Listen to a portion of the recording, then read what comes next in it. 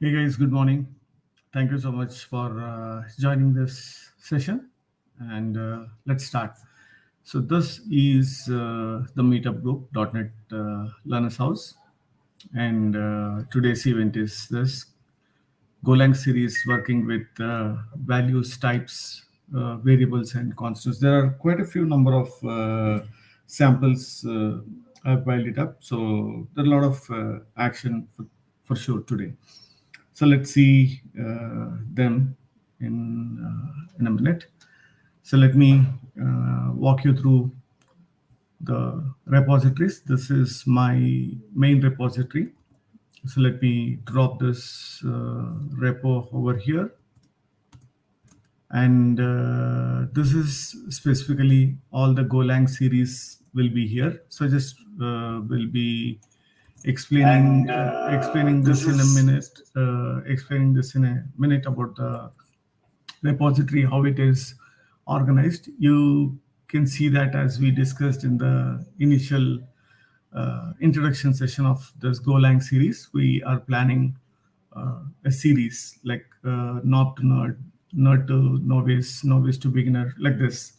And under each title, I just gave the title. It's not anything else. It's just gave a title, something to organize bunch of sessions. So if you see this in this section or chapter or whatever, under this title, there are 5 sessions. So similarly, under next title, there are 5 sections. So we have completed one and we are into long way to go. So you can see that all the way building microservices, full stack apps, gRPCs, web applications, CLI applications, web APIs. We'll be going deep dive, but we'll be taking baby steps. I mean, as I was mentioning, currently we are starting with a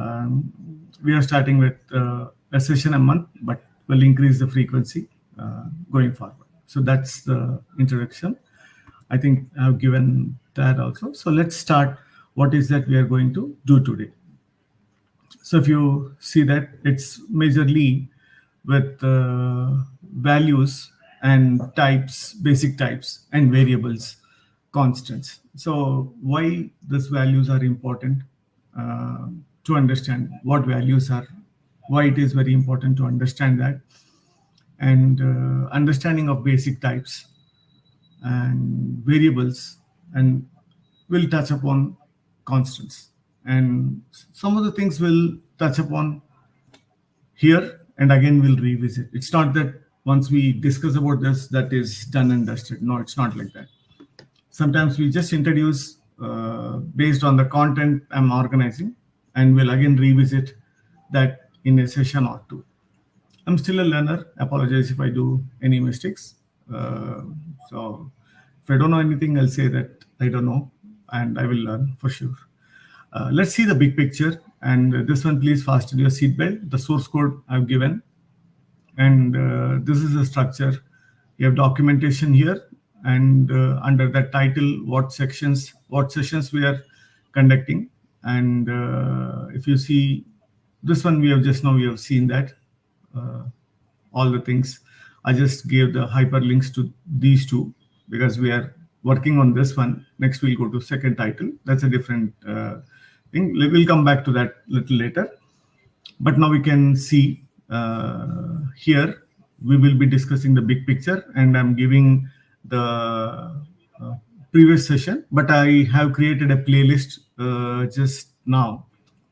You can see that coming back to the playlist, you see that I've created a playlist for here. I just created a playlist, and in Golang series there are two videos. So from next session onwards, I'll publish the playlist. So people who are joining late in the game, like session 3 or session 4, they can always revisit all the previous session to find out what was discussed. So the next thing is we'll discuss about the Go toolchain. Just give me a minute. I'll have a quick glass of water.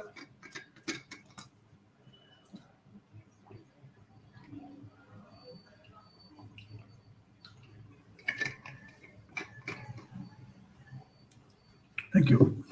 So, what is this Go toolchain? Like, if you see some of the programming languages, framework or libraries, whatever you use it, you need to have bunch of things. You need to gather something to build and debug and execute, something to test, something to do something else. Like, you need bunch of guys to do one job.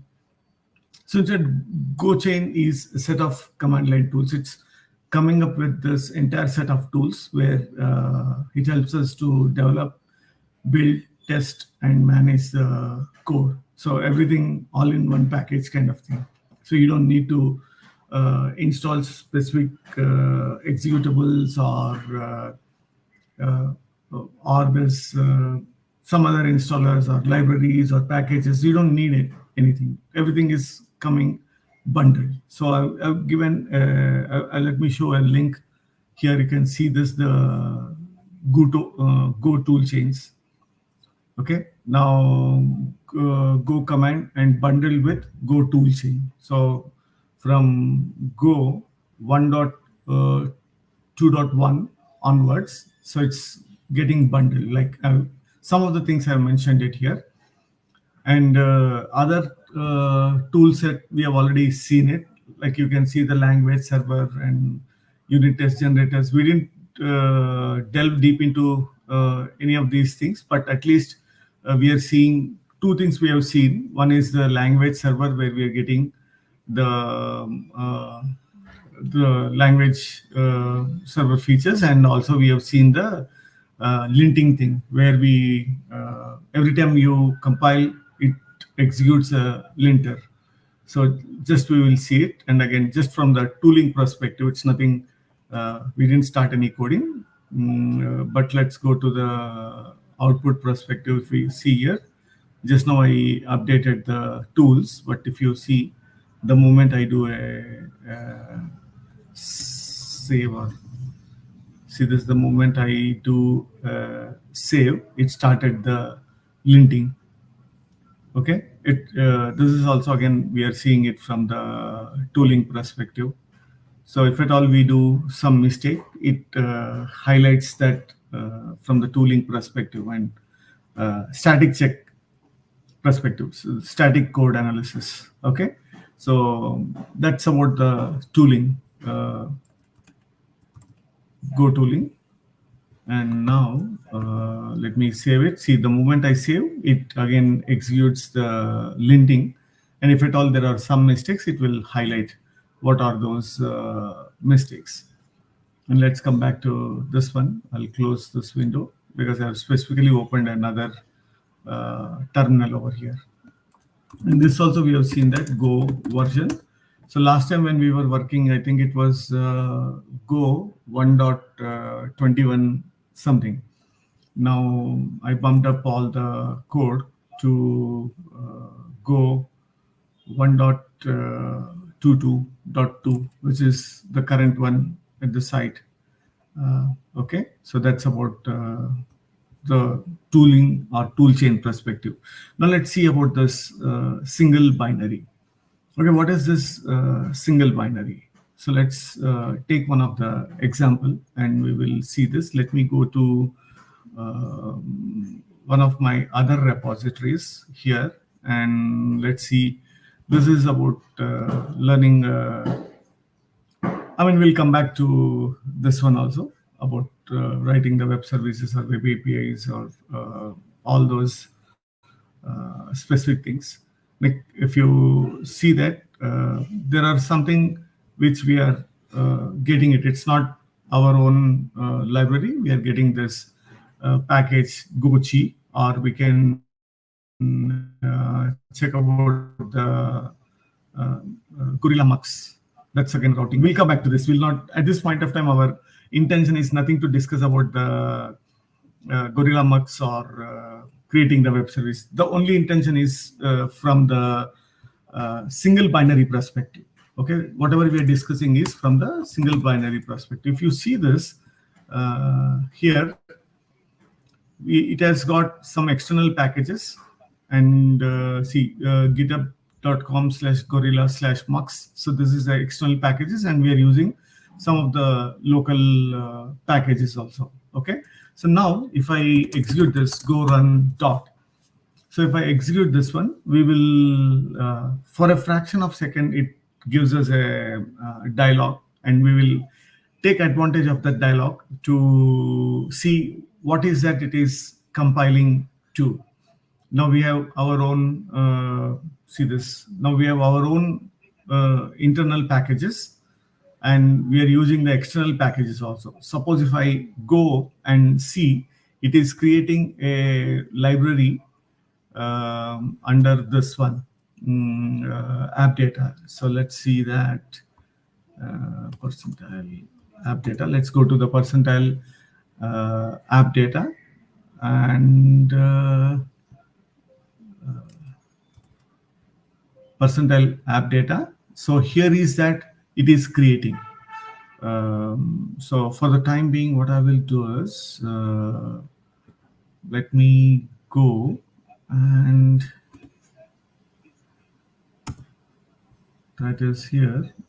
This guy has stopped it. But if you see that, we'll see in another example. But I just wanted to show you that it is going to bundle everything and create a single executable at this location. So we'll remember that app data, local, temp, and this is 53,459. So let's come back to this one, app data, local, and let me execute it. I forgot that. I'm sorry. So that was temp, and this is a Go build version.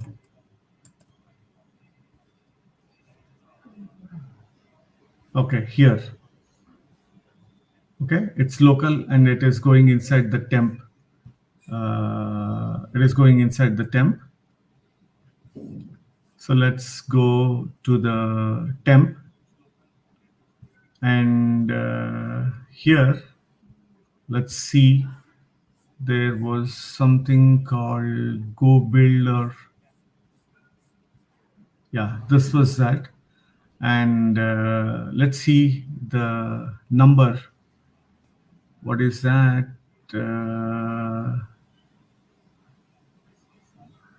Where is that number? We'll find it again. So let's go here. Now it is temp Go build 365. So we'll see whether do we have a folder called 365. Somewhere here it should be. If I refresh, that's Go build, it should be 365. I mean, even if we organize this by names, we should be able to find that 365. That was the. We'll see the dates are also, it is changing. So it's 1st May. So this is 5th of April. Let's see the 1st May one. We will be finding somewhere over here for sure.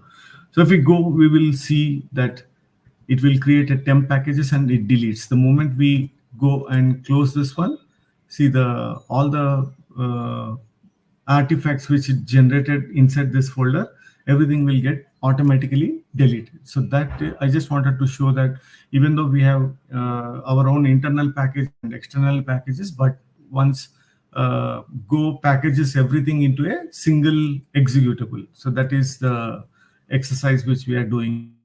So how many ways we will be able to verify this? Okay. So the first thing what we will do is we'll execute from the VS Code. So let me go to this particular location. I'll just keep it as it is there. So let me come here and go to session 2, the hello world. So let me open this in a separate VS Code instance, so that we'll be able to do all the experiments here. So that is there. So first thing what we will do is we'll put a debugger here, and then we will go and find out the path where it is executing. Okay, I'll open this and let me put a debugger over here, and then start the debugger. Now let's give it 30 seconds time for it to hit the debugging point, and then it gives the location. So every time we execute, we do a go run, these kind of things, it is generating the executable at a different location. Now, if you go and see this folder, if you go and see this folder, you're seeing see this is the executable it is creating. So even though we create a Golang, whether it is a single file or multiple files, whether you're using internal packages or external packages, so what Go is going to do is it is going to bundle everything into a single executable. And this executable, whatever it is creating, is like a temporary one. The previous one also, when we executed the web service, it created a executable in the temp location. So this is also, it vanishes the moment we complete the execution. So we executed it. Now, if we go and see that within the path, see this DTSA, learn Golang, SRC, S2, A1 hello world, and underscore the debug bin, that's gone. So that's one way to validate where the executable is creating. It creates in the app data, and it creates in VS Code. When you do it, it creates it within the folder itself. Where is your folder? Within the folder itself, it creates. Just now we have seen that. And we'll see that what if we execute this from the command line or terminal. We don't need to go to an external one, but if you want to see that, we can try that one also. Let's do both. I'll bring in this terminal over here, and I do cd into that folder and go run dot. Now see this, the moment you execute it, so again it is going and it is creating this guy over here, build. And now when you navigate that to that particular folder, there'll be nothing. Like if we go and search for this Go build folder, we have already opened it, temp. Now if you go and search for this particular folder within the temp, that folder will be existing, but there will not be any content inside that. I mean, you have a lot of Go builds, but every particular execution, you can see that it will be there. So sometimes it takes time, but all the temporary builds will get created in this particular folder itself, where we were able to see a bunch of this go-build. So when you do go run dot, so this is where it creates a temporary executable. So that's the second way to validate. And the third way to validate is we execute this go build ampersand and the executable name. So what happens is, let's keep these two side by side. I'm keeping it here, and I do go build. Okay, so see this, the executable will appear here, and I'm doing ampersand, and because I know that this is the name of the project, we'll see this. When we do go build, you see that bundles everything into a single executable package. Generally, if you want to run it, so it will be like the project name or the folder name, hello world. Okay, so that means we are compiling, we are building and executing the same executable. So let me come and delete this executable. Again, generally what we do is we will go ahead and execute the command which has got both the pieces, go build and the hitting the executable. So that way what happens is, you see this again, it created. Now the executable path it shows, but this will not go. This is like a permanent thing. So the when you do go run or execute it from the debugger in VS Code, what is happening is it creates the temporary executable. It's not the permanent. But when you do a go build, so that's the permanent executable until you delete it. And please ensure that if you are having in version control, mark those executables as non-trackable. So we don't want those executables to go and sit in GitHub or other location. So that's the second topic for the day. So we discussed the first topic is we discussed about the tool chain. We discussed about the big picture in the previous sessions. We discussed about the tool chain, and we discussed about the single binary. So we tried with the a simple web service, which will be coming back in future. And that web service has got multiple files. It is using the local packages as well as it is using the external packages. But what Go is doing is when it compiles, it bundles everything into a single executable. That's the first thing we have seen. And how can we verify? We tried that in three different ways. So you can see that the first method we tried using VS Code debug, we found that it creates a temp executable and it removes it automatically. And then when you do a go run, again, this goes back to the temp folder. You can see this. It goes to the local temp folder and it creates the every execution. It creates a new folder and executable. And the moment execution is done, it does the cleanup also. It's not going to leave all those files. You can go and see any of those build folders here. Let me do this way. So you can okay. So let's see real quick. Anyways, we wanted to see this one. Let's come to the bottom of this.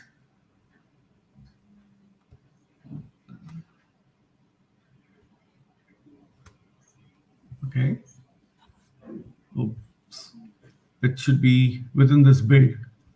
So you see that all the builds are being tracked here. So all the folders you can go and you see this. Go does a good job. It creates a temporary example and it does a cleanup also. It doesn't leave anything in any of those temporary folders. So every execution creates that executable and it is cleaning up all the way from here till here. It's not leaving any traces. Okay, it does a good job of removing that. Okay, so with that we tried three different things. Now we'll discuss about the values. What are values? Why we need to worry about these values? Okay, so what I'll do is I'll just specifically go into that particular folder, so it will help us go through all these programs step by step. So let me come back over here and open this and we'll discuss about these values. What are values? Why it is very important to know about these values. So in C Sharp, because I used to work in C Sharp and even today I'm working in C Sharp. So for the people coming from the .NET side of the world, it's like a string literals. We call it as a literals, whether it is a string literals or numeric literals. Here it's called as values. So it's just a literals. Technically, it's just a value. Okay. So if you see, we are printing strings, nothing new. It's just like we are printing hello world, and here we are using the backticks. We'll come back and see the backticks. What is this backticks and why it is important? Okay. So here what is happening is this particular /n, and these are escape sequences. So when we use double quotes and use the escape sequence, that escape sequence is interpreted. That means when we added /n, it adds a new line. But when we give it in a raw string, that means the backticks. When we give it in the backticks, so it becomes a raw string. It's not going to interpret this. So we'll see that, and then we'll come back and discuss about this one. So when we go there, cd discuss, okay, go run dot. Again, it's creating a temporary one. If you see here, this line after second hello world, if you see that first line and second line here, let's call it as interpreted string, so that way we will be, it will be easy for us to understand what is that it is printing. So this I'm calling it as raw string, and this I'm calling it as interpreted string. So we will be easily able to identify. So see this, where is that? It is, interpreted string. You see that it displays the first line /n.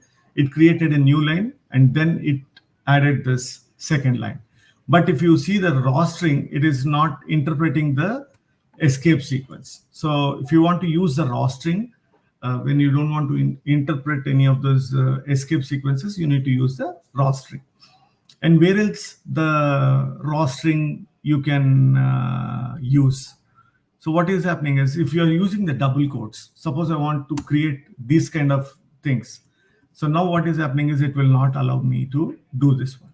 So you will get the error, which I put it here. So when you're using the double quotes and you want to create XML or JSON or some kind of content, you will not be able to create it with the double quotes. So in that scenario also, we'll be able to use this one. See, here we have seen line 25. I can't add new line. I can do /n giving the escape sequence, but I can't add the new line here. But here you can see that I'm perfectly able to add it. Now you can see that this person is here. So what we can adjust, and again there is a calculation, folks. You can see that how it is showing previously and how it is showing now. You will see the difference. See this, the way you move this in relation to the backtick. Based on that, it adjusts the. Based on that, it will adjust the. It will adjust the output also of the JSON. You have seen two instances. It is here, it is here, and it is here, because I moved it in a different way. But we can try this different combinations to get it in the desired fashion. Okay, there is a calculation for that also. Like where do you place this content? Based on that, it will add or remove the additional spaces over here. That's the difference. Now coming back to the numeric literals or values, numeric values. If you see the numeric values, it's like you have the positive number, negative number, and you have the float, and okay, we'll discuss only these four, like int, unsigned int, float 32, and float 64. By default, anything you put it in float, if you don't specify while creating the variable, it will be considered as a float 64. Okay. Now you can see the Boolean values. It will be true, false, or negation of true, negation of false. So these are the values. So again, I'll execute this. I'll come back. I did some modifications here. That one I want to keep it. Let me ignore, and again I'll come back and modify that, because it does disturb the output. So I don't want that. So let me come back and add this one. So for our, it was giving more clarity. So let me execute this one final time, and we will see that it is properly organized, but still we can organize this. And we have seen that interpreted string and raw string. Let me add a new line there and a new line after another line. I'm adding it. So at least we'll have some more visibility. So you can see that that's an interpreted string. This is the raw string literal. So we have seen the numerics and Boolean literals. So that's the one which we have seen. That's the section 4, what we discussed. And let's come back to the section 5. You can see this as we were using some of the things. Maybe we need tab or new line, or we need a single slash. For all these things, what we will be using is escape sequences. So escape sequences in Go. Let's see that. Escape sequences in Golang. So you can see this as any of the languages, they have the escape sequences. Similarly, Go has also it has the escape sequences. We can see that like tab character, new line character. If we need the quote, we will use double quotes. Like I just mentioned, only these 3. But there'll be few other things also you can go through. This is hexadecimal, and this is octa. A lot of these escape sequences are there. You need a single quote, double quote, vertical tab, carriage return, form feed, new line, tab, a backslash and backspace, and alert or bell. So this we used in C long ago, but we have it in Go also. Now let's see the basic types. So let's go into this and spend a very few minutes there. And you can see that, I mean, there are a lot of types. We will come back to that, but we are not going to discuss at this point of time, but we'll definitely come back. So if you see some of the basic types, what we are discussing is string, int, unsigned int, float 32, float 64, bool, and error. We'll come back to error. We'll just touch upon that error topic, and again we'll come and we'll do a deep dive. So you see this, these are coming in from the built-in package. Okay, without we importing or installing anything, it comes out of the box. So you can see that string and int, signed int, and unsigned int. We will have the float 32 somewhere here. Float 32, float 64, and error. Let's see one type, and then we will go back to our code to discuss. So you can see this int is a signed integer and 32-bit of size. So you can see that there are again 16-bit, 32-bit, 64-bit, and 8-bit ints also there. And there are a lot of other things are there. We'll park it for the next session. We'll definitely come back and look into that. From the sample perspective, let's go to the next sample, variables demo. I mean, the section 6 and section 7 go hand in hand. Okay. And error is the one which is very important. And in Go, I think errors are treated as a first-class citizen. I'll show you. I mean, we'll come and discuss about errors in future, but at least we need to know that what error is. Like you see, this error is a built-in interface, and it has got only one thing, that is the string representation. If there is no error, it will be nil. Like we will have null or null in C#. So here it is nil.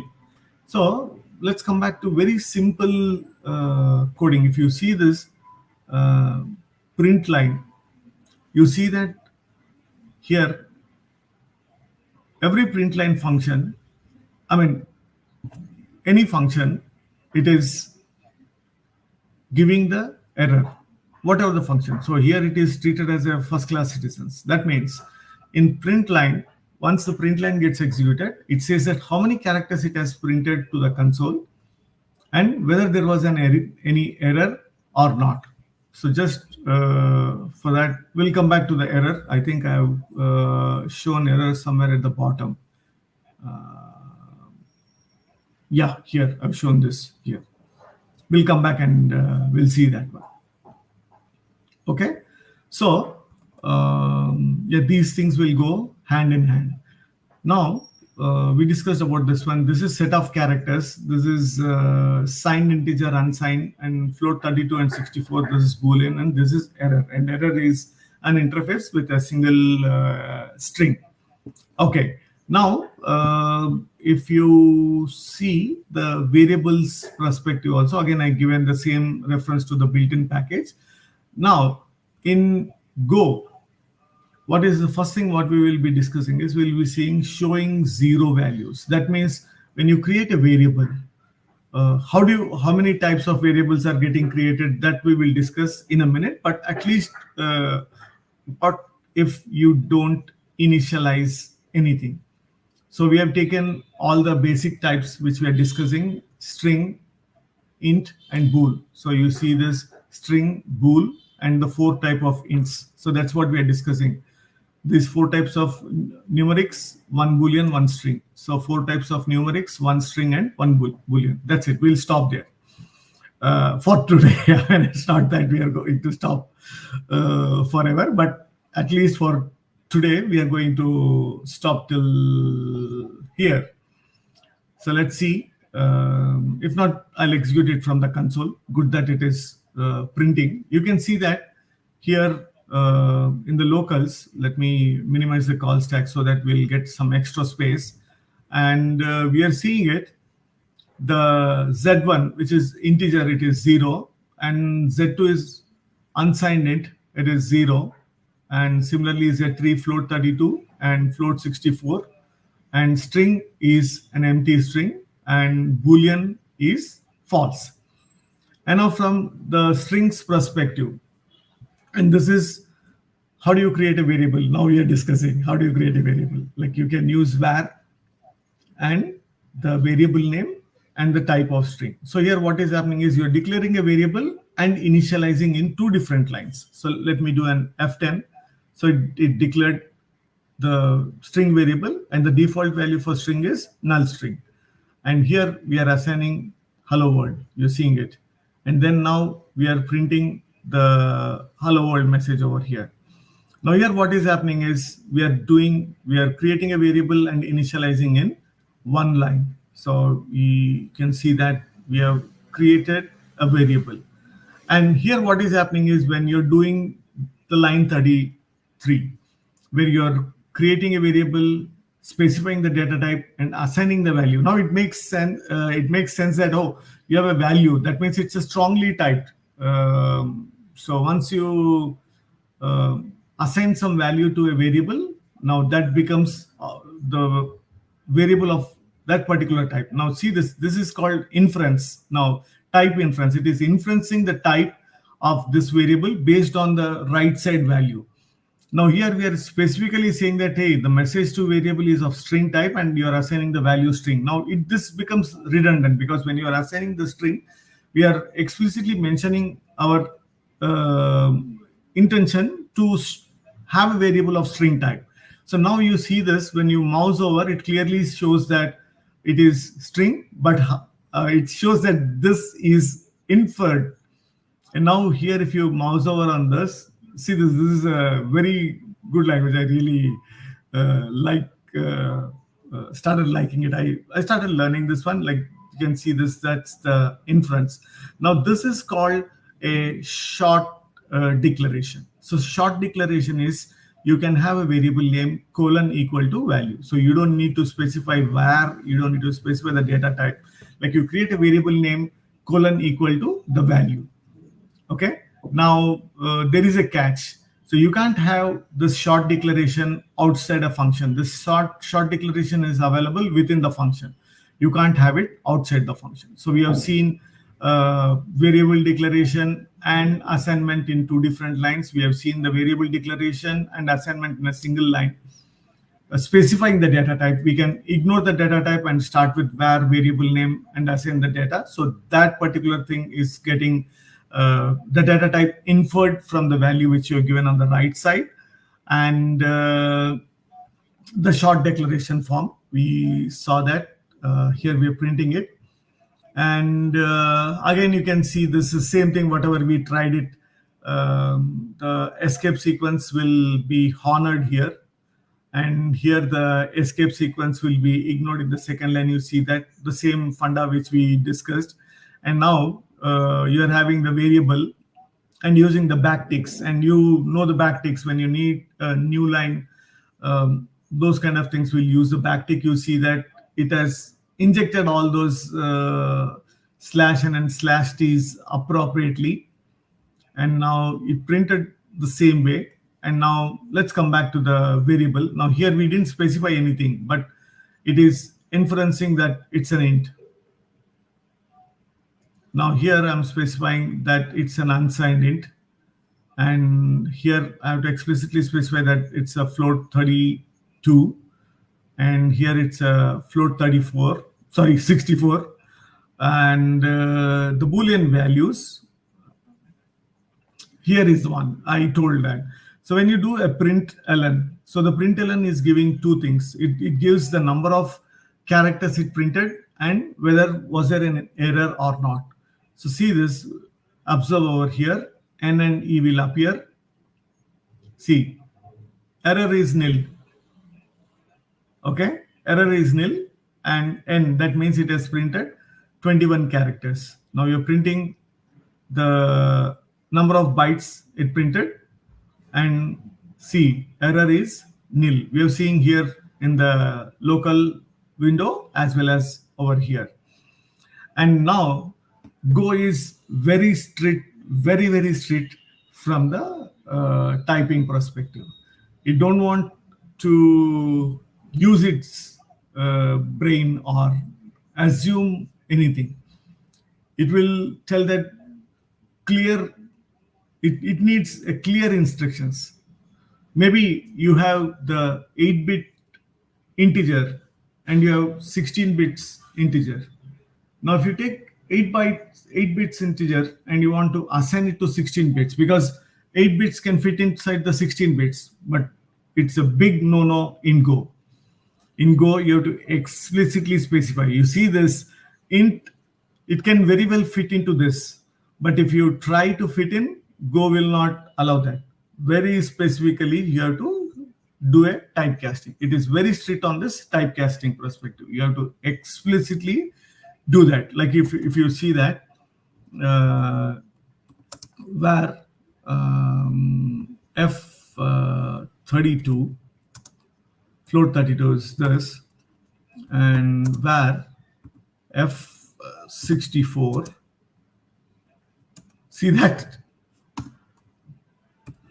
So if you try to do this here in line number 91, if I remove that, it's not allowing. It says that no implicit typecasting, cannot use float 32 as float 64 variable. It is very specific. It needs the instructions from us. We might, it is very well possible in C# and other programming languages, but in Go it is a big no-no. It needs a clear instructions.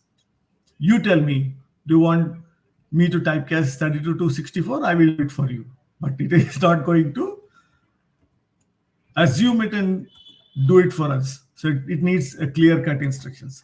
Okay. So we discussed about the basic types. We discussed about the variables. We have seen unused variables is a compile time error. That means if I create variable, whatever it is. Now, if I am trying to execute this particular program, let's do this. So all the unused variables, it's a compile time error. It's a big no-no. There you go. See this unused variable. That means it's a big no-no in this one.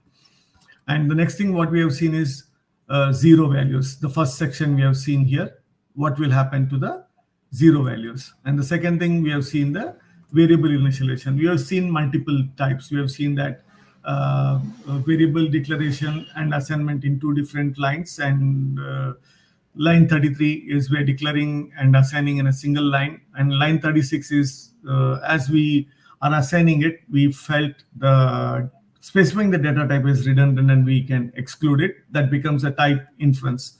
only in these variables. And the short declaration form is this one. So short declaration form, I can declare a variable here where employee age, okay, but employee name, this is again a big no-no.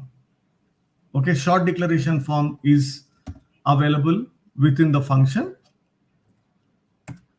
Okay, you can't declare it outside, but this you can declare it anyway. I'll just comment it so that we can keep it. I'll check in the code, but again we'll revisit this. Whatever we are discussing, we'll revisit on this one. And now let's go to type conversions. Let me go. I'll close this.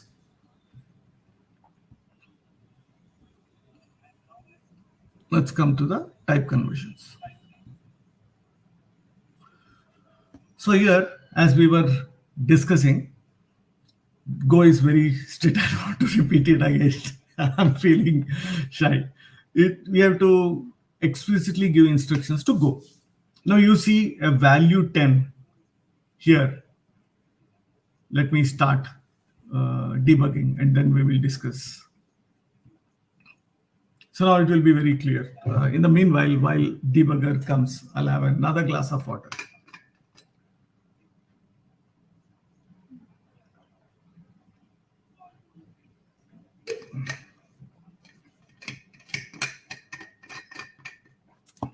Okay, now we don't have anything in the locals. I do an F10. Now I is 10. And the same literal, understand this particular difference between line number 12 and 14. Okay, we are using the literal, string literals or values. Now the same 10 value can be assigned to the float variable because it's a literal. It can go and fit into the specific data types. Like it is a numeric, it can fit in all the numeric types, provided the range is allowed within that.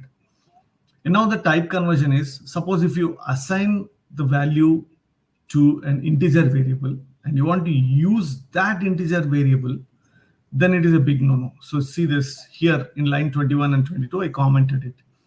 Cannot use, you'll get this error if we uncomment it. We'll see that. But the way what we have to do is we have to specifically specify the explicit typecast over there. But you can use the value. If you use a value as how we did in line number 14, it's not going to impact or it's not going to shout at us. But if you try to do a variable versus variable, then you have to explicitly specify, oh, this variable of type X and this variable is of type Y. Can you typecast the type X to type Y? That's explicit instruction is needed. So now if you see what is the data type, as we discussed in the previous exercise, by default, when you have a float value on the right side, the variable will be assumed that it is a float 64.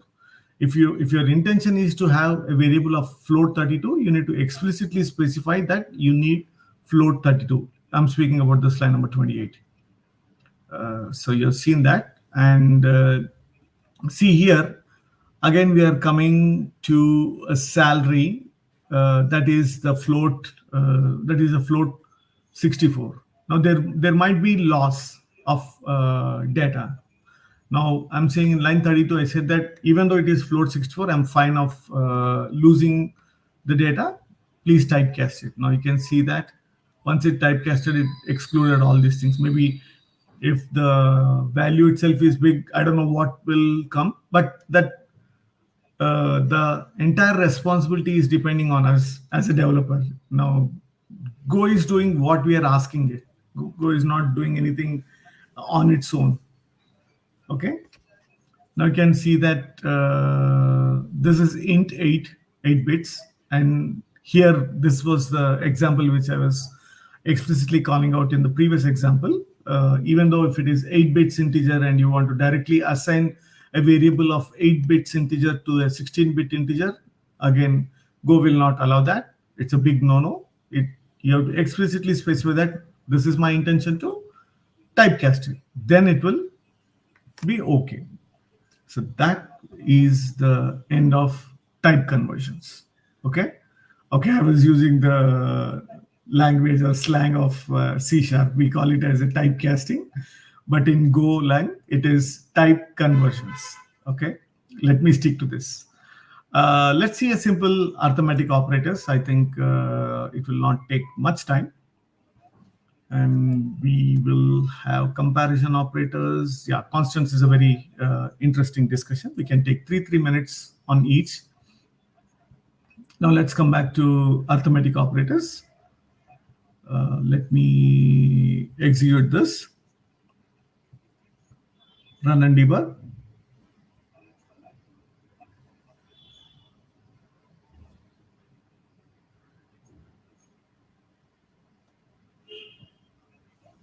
So we don't have anything in our locals. Now we have two variables, and C we already know, addition, subtraction, multiplication, division. This division is integer division. When you want a float, because it gives an integer value. Like if it is 2.5, it's going to give you 2. Now, if you want 2.5, then you need to typecast each of this value to the float and do it. I didn't try. What if I do 1 with other? We can try it. So let's see. It is displaying the values here. And now, suppose if you have two float variables. Now, as we discussed, this will be considered as a float 64, even though the values are very less.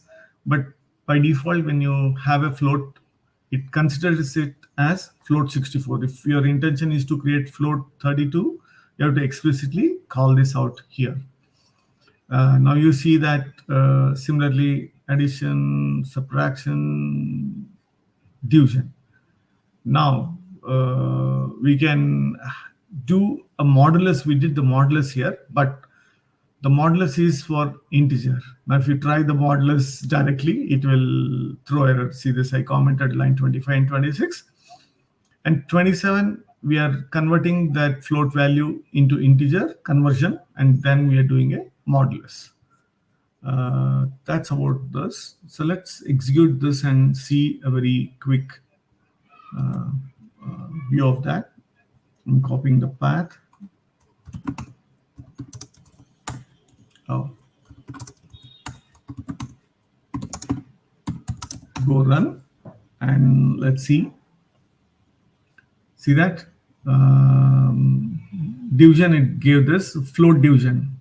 It does a modulus. And if you have a float values and you want to do a modulus, you need to do a type conversion. And comparison operators is another interesting thing. We already know it, but let's go through it religiously.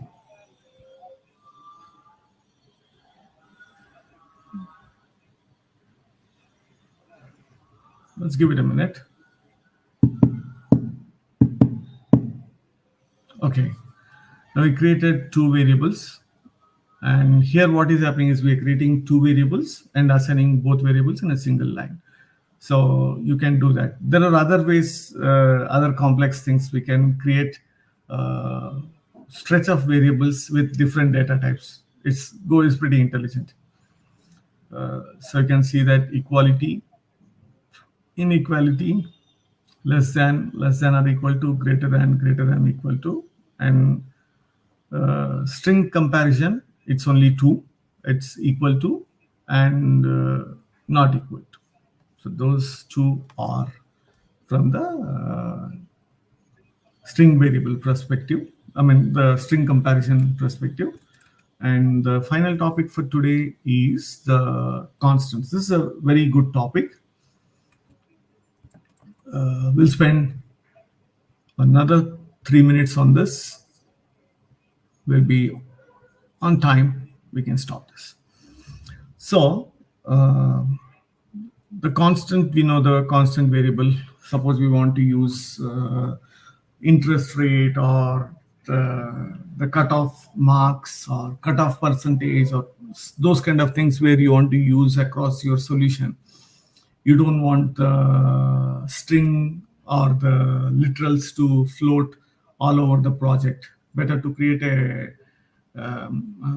a constant and start using it. Suppose if you have to change the cutoff marks from 50 to 45, all you have to do is go and locate where the constant has been initialized and reduce the value. It is taking care of the changes at 100 places. You don't need to go and look at it. Even one or more places, if it is used, you're covered. Now you update it at one location, it's going to take care of everything. So now let's start and then we will discuss instead of discussing everything in here. It's better we visually see something and build our story on top of it. Okay. So again, what we are doing is we are creating an integer variable and a float variable. That's a basic thing, whatever we are doing regularly. It's not something. It's not something new. We displayed it also. And the one good thing is that if you see, we have created a constant and we didn't specify the data type. So now if you mouse over on that, it says that untyped int. I mean, it recognized that the a variable, a constant is of int type and its value is 42. What is happening here is it will consider a as a literal. It will not consider it as a variable, as a value. That means what is happening is that all the places where you use it, it directly replaces. Now a1 will be, okay, that's the constant. And now here again we are able to assign to a float 32. When we discussed about the variables, we discussed that if at all a variable is of type X and you try to assign it to a type Y variable, it's not going to allow. Similar rules will apply here also. The only catch is that when you create a constant and you don't specify the type, you can see that here if you come, it clearly says that const a1 is of int type. But when you mouse over on line 16 on A, it says that const a untyped int.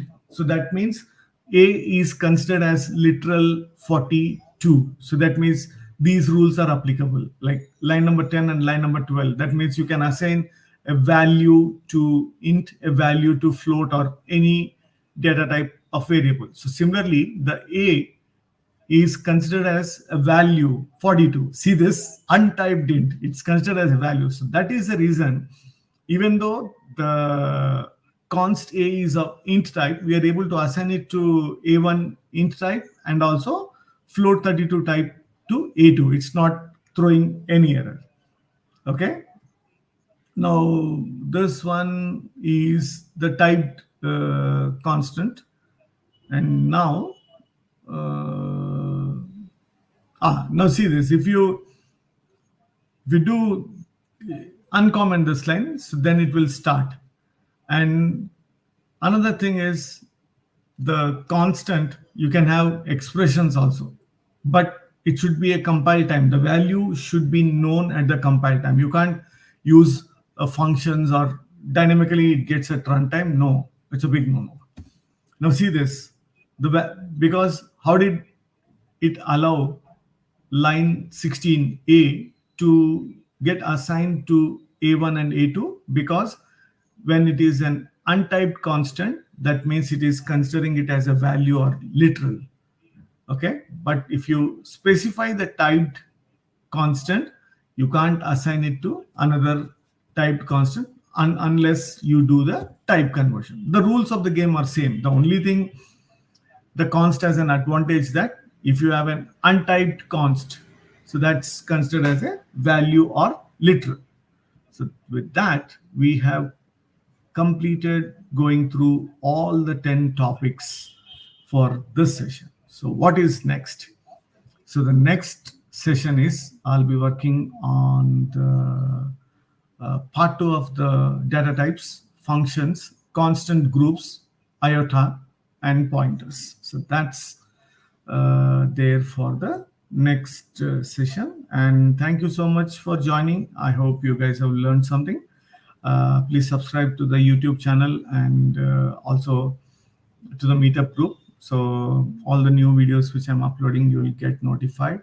With that, you guys have good rest of the day. See you in the next session. Bye.